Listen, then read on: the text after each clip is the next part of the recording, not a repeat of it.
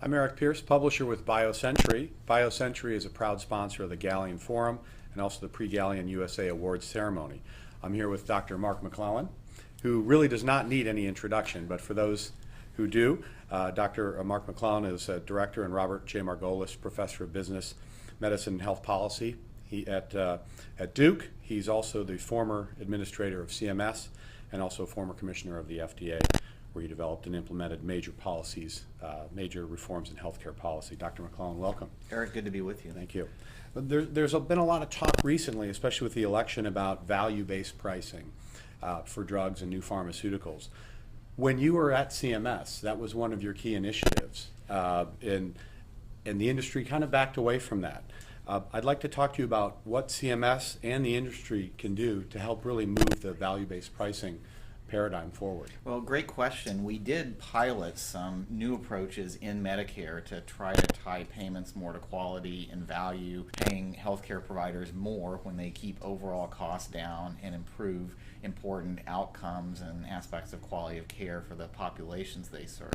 And you're right that it has been slow going, and it hasn't really come directly to the pharmaceutical industry. We are part of an effort called the Healthcare Payment Learning and Action Network. We announced the results of what was the first national survey of a large part of the healthcare payments in the United States, and found that the so-called alternative payment models, where you pay at least in part based on the results that you're getting, now account for about 25% or more of payments in the U.S. Now that's 25% of payments to healthcare providers and growing steadily. It's a much smaller percentage of pharmaceuticals. But I think we're now approaching kind of a critical mass in these models where it's going to be harder and harder for pharmaceutical manufacturers to stay out of it. I think we're also seeing a lot more examples of efforts by manufacturers to get engaged in value-based approaches, where they're taking more steps to identify the particular subgroups of patients who really respond to their drugs, where they are entering into contracts with payers and PBMs, where the rebates depend not on the volume of drugs sold, but on the actual impact on controlling diseases like getting cholesterol levels down, surrogate markers, preventing fractures. Yes, the markers of what we really care about with drugs. And I think there's a lot that manufacturers could do to help facilitate these models and make sure that we're really paying for valuable innovations, whether it's valuable innovations in pharmaceuticals or valuable innovations in the way that we deliver care to make it more convenient and better for patients. Yeah, you bring up an interesting point, which is the non-drug spend, which is the vast majority of where our healthcare dollars go. Except, and you flip the coin on the other side, and there's a lot of ranting and raving about the drug price cost. Yeah. How do industry stakeholders fix that paradigm? It seems to be a lot of money going into one side of it, and obviously drug prices are quite high.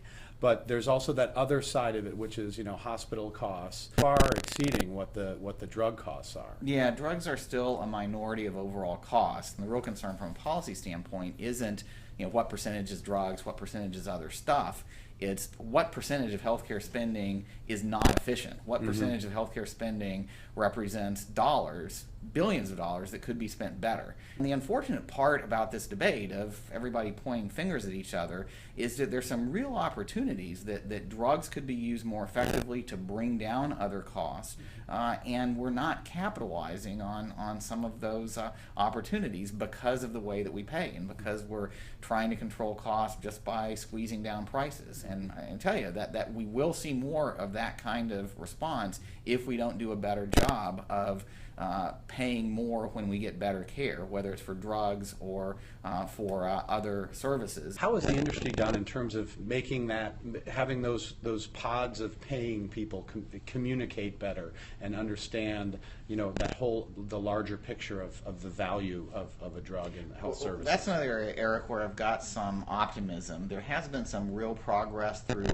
kinds of public-private partnerships, efforts supported by FDA, CMS, NIH, a lot of collaboration and support from the private sector, from the health plans, the healthcare organizations that hold all of this critical data that can help us learn a lot more about which patients benefit from treatments and learn a lot more about less costly but equally or more effective ways to treat diseases. So initiatives like the FDA Sentinel program, which now does close to real-time surveillance on safety issues with drugs, initiatives that are building out real-world registries for devices.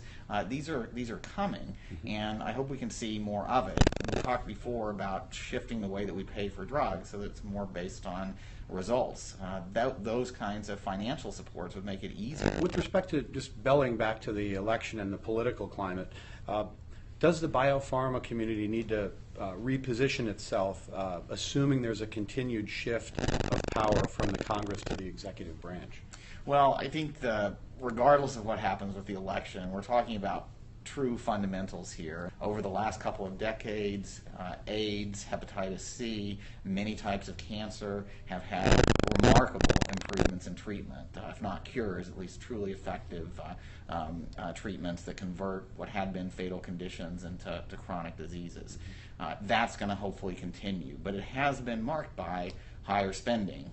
These are often very valuable treatments. So regardless of who wins, regardless of the short-term politics, if we don't find a better way to spend that money well, to make sure that we're really focusing on treatments that are effective, that's a challenge, I think, first and foremost for the pharmaceutical industry. Yeah, absolutely. Dr. McClellan, thank you very much. Great to talk with you. Yeah, likewise.